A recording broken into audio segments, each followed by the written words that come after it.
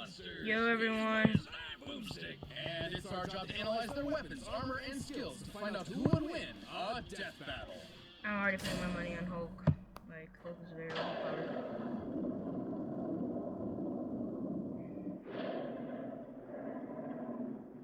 What is the Hulk? Is he man? Is he monster? Or is he both? He's a mean green smashing machine, the angry son of the Gamma Bomb. A weapon designed by the greatest gamma scientist of all, Dr. Robert Bruce Banner. But just before it went up, Bruce had to be a hero and save some dumb schmuck who was hanging around the test site. Damn it, Rick. That day, Bruce Banner died. And became the Incredible Hulk. A pissed up giant who must be really glad Bruce wears the purple stretch fit. Standing 8 feet tall and stronger than 10 million men, the Damn. Hulk emerges when Banner's anger flares. Don't make him angry. You won't like him when he's angry. But it's even more complex than that. Banner suffers from dissociative identity disorder, with many different Hulks embodying alternate personalities. Like Two-Fix-It, the original Grey Hulk. He's a cunning gangster and the only Hulk who's got that drip. The Devil Hulk is a violent, overprotective personality that Banner unintentionally manifested as a result of his father's abuse. Holy shit! Somebody actually drew this? But the Hulk everyone knows, the big guy, is known as Savage Hulk. It seems he also developed from parental abuse, hence his childlike personality. Though I'd argue he's more clever than you'd expect. Yeah. The angrier he is, the stronger he gets, with no limit. Except for one, Bruce Banner.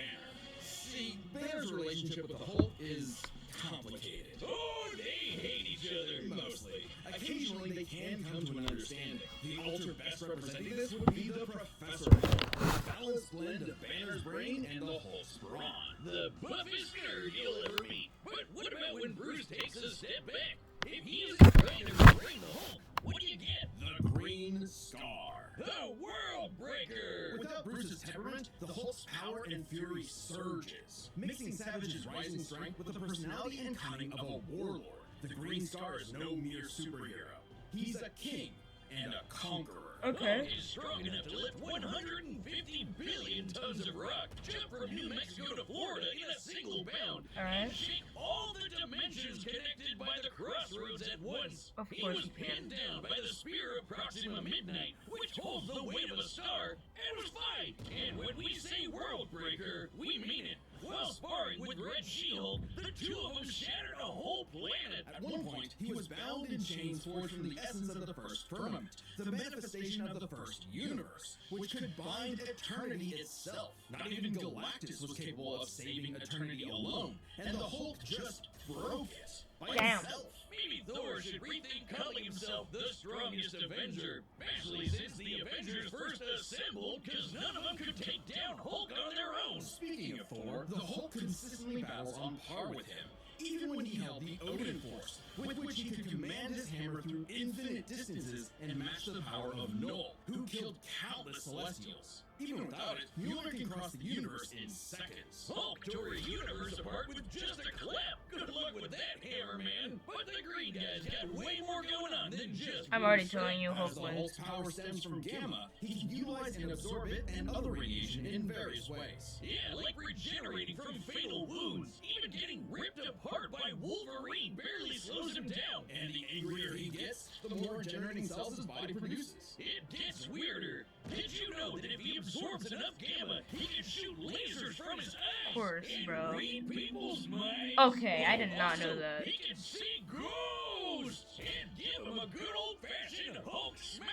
Hulk can break through the boundaries of comic book borders themselves. Oh, that's- into the empty white between panels, a gutter space beyond time and concept. Oh yeah, no, What, there's like no how way She-Hulk Godzilla can wins. for some reason break the fourth wall and talk to the reader? Oh, wait, that makes sense now. It's all gamma. Exactly. In real life, gamma rays are electromagnetic radiation similar to X-rays. But in Marvel Comics, gamma comes from hell. On Earth 616, gamma radiation is an electromagnetic frequency that can manifest as either a wave, a particle, or something else. Something that nobody really understands. Except for Bruce. That's right. Dr. Banner is a certified genius with 7 PhDs. According to Norman Osborn, he's the fourth smartest person on the planet. And that's comparing him to big brains like Reed, Doom, and Tony. Banner built the Herculider Synchrotron, a machine that can scan the entire multiverse with the speed of a hypermind. He created the Gamma Core, which could rupture space-time between universes. He built an interstellar radio on a deserted planet without any pre-established technology. He wired up Hulk like a starship, piloting him from the mindscape within. He even built an ultimate nullifier.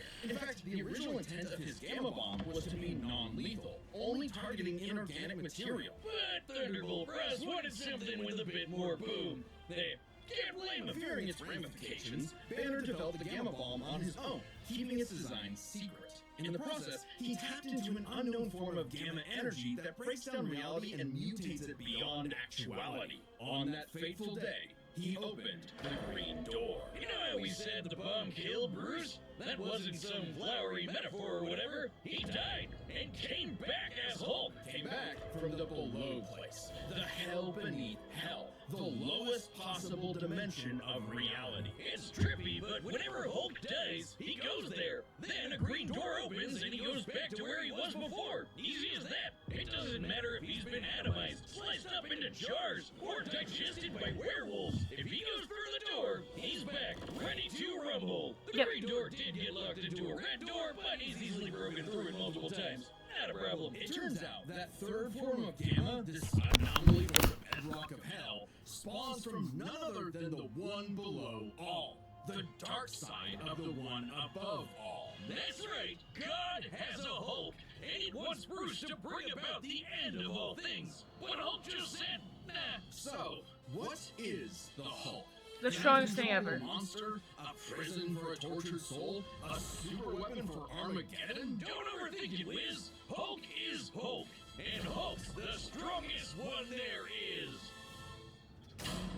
I'm sad that they don't show the Wiz and Boomstick thing anymore, guys.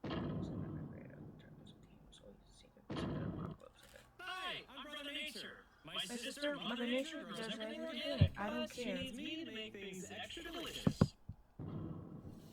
The year was 1946. The press gathered at Bikini Atoll to witness the power of the nuclear bomb.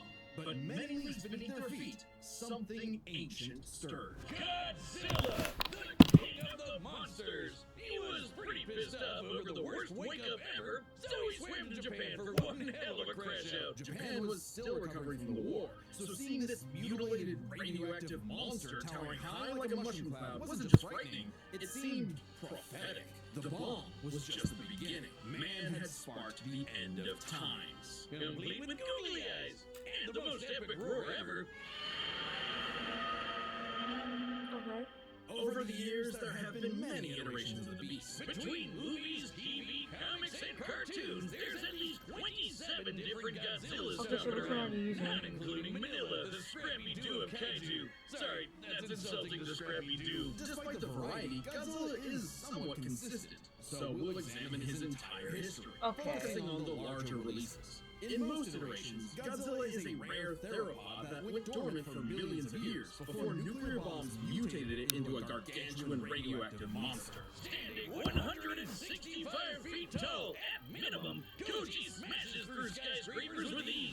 He's so casual about bullets and rockets, they might as well be NASA. So what is he, And the 20 bombs he's did 25 so much more than taller just than- pump up his size. He's got atomic breath. A concentrated beam or spray of radioactive heat. With an estimated range of 1,100 miles, it can exceed 500,000 degrees Celsius, almost 90 times hotter than the surface of the sun. But depending on how much radiation he's absorbed, or, life energy from a giant pterodactyl, he can do way more with it. His red spiral ray is a supercharged version that doubles in heat and power, and spins. Or he can blast it out of his back and fly. Well, he can always do that, I guess. Look at him go. With enough energy built up, Godzilla can blast a nuclear pulse out of his whole body, creating a massive wave of atomic destruction. His breathing laser can even break through dimensions, like when he found himself face to face with a giant mech piloted by Hatsune Miku. There's also a number of era-exclusive powers. Shin Godzilla can fire rays from his tail. And Hanna-Barbera Godzilla can fire rays from his eyes. Pew pew. Effectively a living nuclear reactor, Shin possesses a natural phased array radar that can detect and attack threats automatically. And Godzilla Earth, who grew over 1,000 feet tall across 2,000 years, could make a barrier only penetrable by kaiju that can bypass physics. And don't forget, Big G can ball with the best of them. After Charles Barkley got him his own pair of Nikes, Godzilla got busy. It's kind of hard to emphasize just how impressively terrifying Godzilla can be when you're bringing up this sort of thing. Oh yeah? Why don't you find a better spokesperson for Dr. Pepper? Fine, let's talk about when his president spoiled the entire Arctic Ocean, or how he picked up and threw Biolante, which weighed 200,000 tons, or when he no-sold not one, not two, but 3 meteors. Including the Permian period extinction event that happened about 200 million years ago. Then he went to hell, fought some fucked up versions of God and Satan, and atomic breath at Space Godzilla so hard that he blew up the whole planet. That's scary enough for you?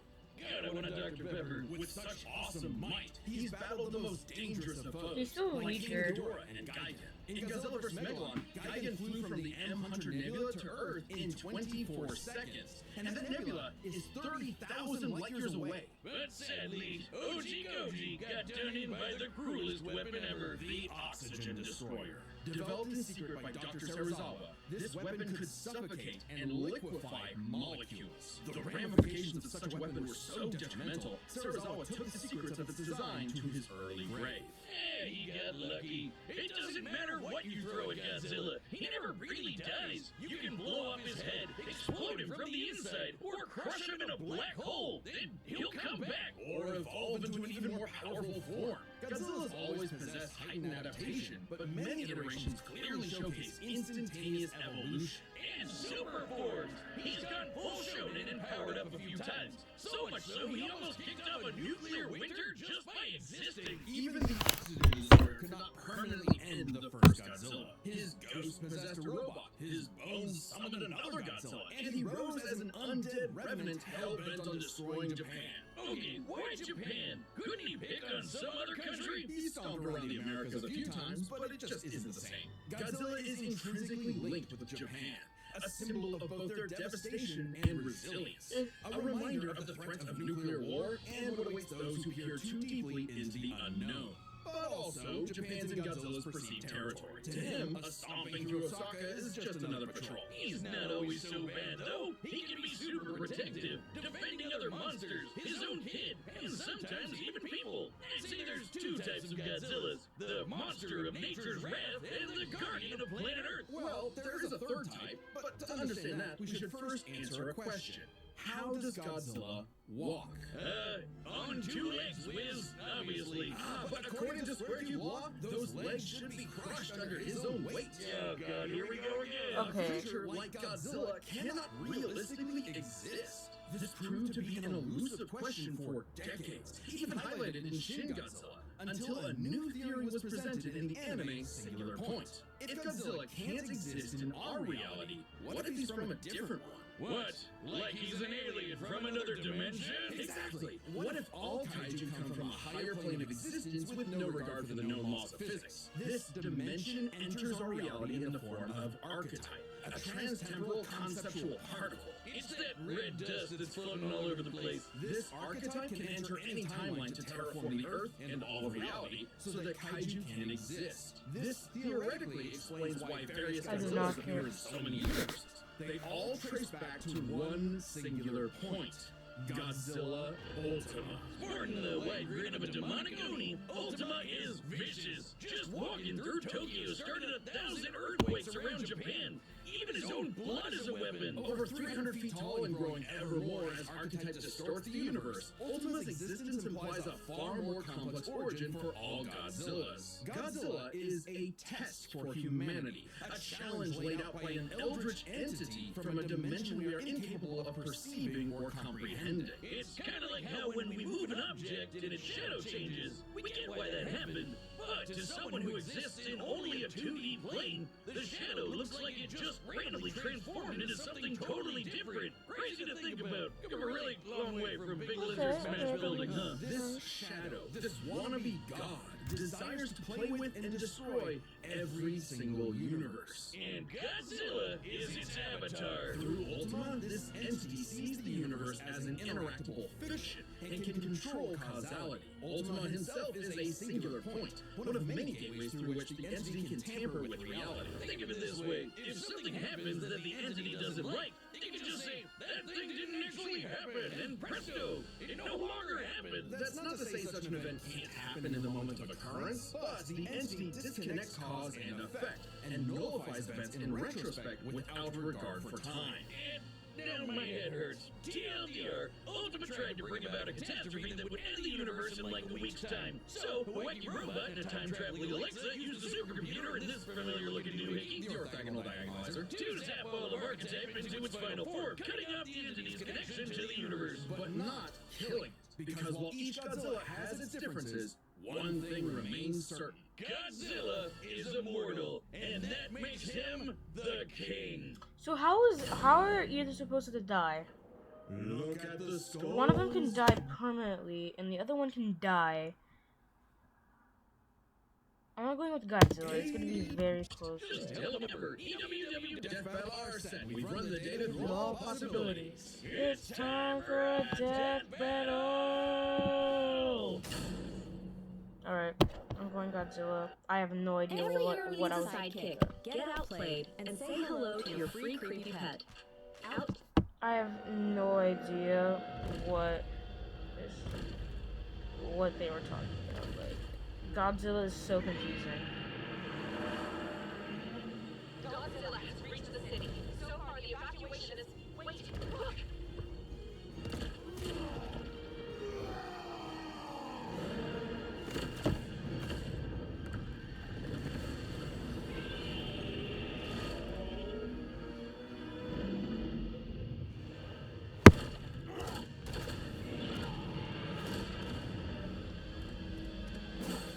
Alright. Wow, you did so much damage, Cole.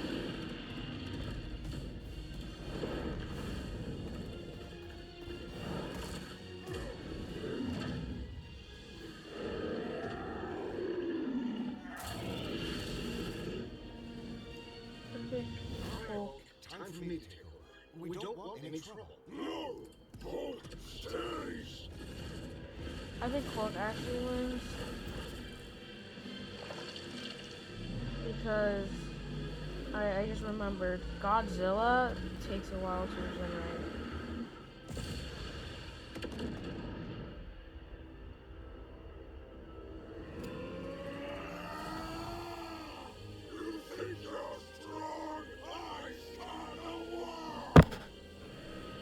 Maybe this is the last. Maybe this is gonna be the first time Hulk wins in a while. There's never won a death battle for him.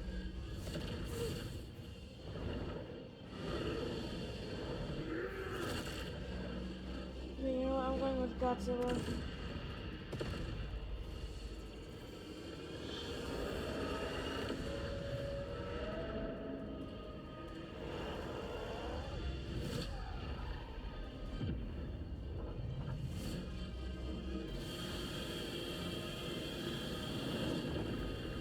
This fight is pretty good.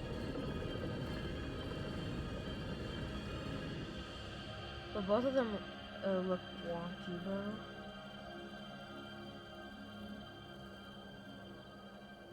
No way. Godzilla did not die. There's no way he died. There's no way he died. Oh my gosh, he lost. Death battle.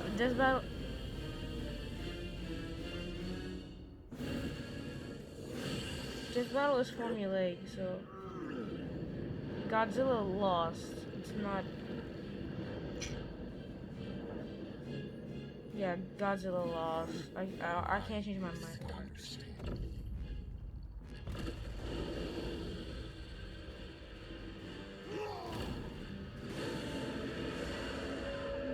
Never mind. I think Godzilla still. It's been days since the battle began, and the Red We believe we are. He killed Hulk. How does it work? Well, smash. Million to one and rising. I knew it. Hulk is gonna win. Death Battle's too Chance to fun to nullify the madness behind the monster. Yeah, okay. Steps 5. A right angle is aided and raised. This element is beyond what we can perceive. Like gamma. 1,000 times. A million. A trillion. Won't this battle go on forever though? Just need one.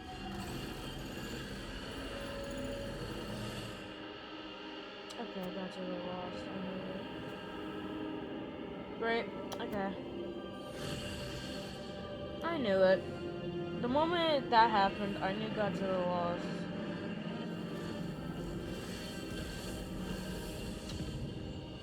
Okay, why didn't I pick Hulk?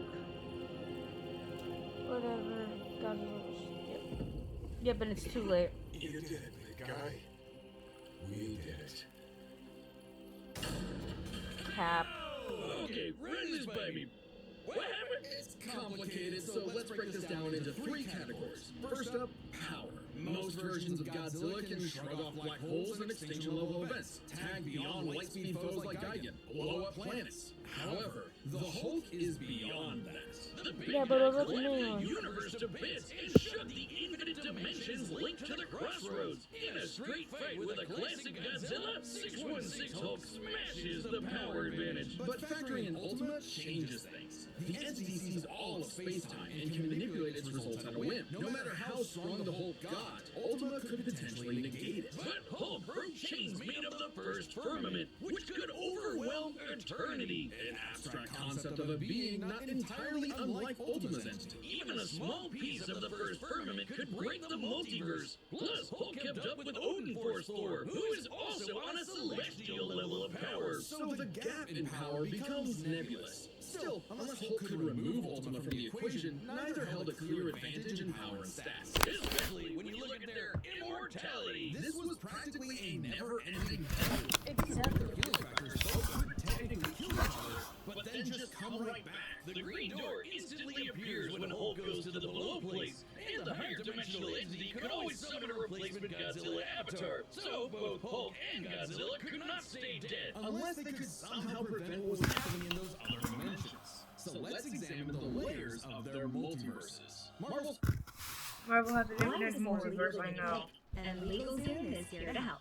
Whether it's registering a business, Marvel has a Infinite higher high dimensions, which themselves are infinite transcended by the multiverse, I astral know. plane, the superflow, and so on until you reach the house of ideas, the domain of the one above all. Since the one below all mirrors the one above all, the below place mirrors the house of ideas. Get it? In comparison, the cosmos of Godzilla's multiverse is just as vast and infinite, but does not have the same sort of transcending layers above and below. This means the below place, the Hulk's respawn point and source of power, is out of the entity's reach. So the real question is, if they both can't die and Ultima's entity can't affect the below place, could Hulk somehow stop the entity before it destroyed the universe? It all comes down to Gamma and Archetype. Ultima was defeated in the anime by using a trans-temporal superdimension calculator operating at infinite speeds to activate the orthogonal diagonalizer, turning Archetype against itself. Ultima endlessly spews this stuff, so there's plenty to work with, and Hulk can reach into comic book gutter space, so he should be able to reach through a singular point, but that's not enough. Fortunately for Hulk, it just so happens he knows someone who, like scientists who have defeated Godzilla in the past, is an expert on particles from a greater dimension that mutate Bruce, I know. reality beyond our understanding. Who made a device with those particles that break space-time, like the diagonalizer? Who made a supercomputer that scanned the infinite multiverse with the speed of a I hyperlight, knew, like the dimension calculator? Hell, the guy made an interstellar radio. Both are very that strong, sends though. stars in a matter of I'm not days, gonna lie. and even built an ultimate nullifier. It's like he was made for this. The Green Door waits for no Hulk, including Banner. Even even if Ultima's catastrophe destroyed the universe, the door could deposit Banner in a different universe, and he could continue the fight. He had all the time in the infinite multiverse. There was only one way this could end, and only one person who could make it so. Even among gods and monsters, man Wait, what's gonna be the next one? ultimate weapon. The winner is Bruce Banner. Next time on Death Battle. Oh wait, this is the 200th episodes? Oh, come on. The 200th episode. Subscribe and join us Ruby to versus see more Mafia. Death Battle. Well, Thanks for watching. I know Ruby, but I have no idea who Mafia is. Well, thank you guys for watching. See you in the next one, and bye.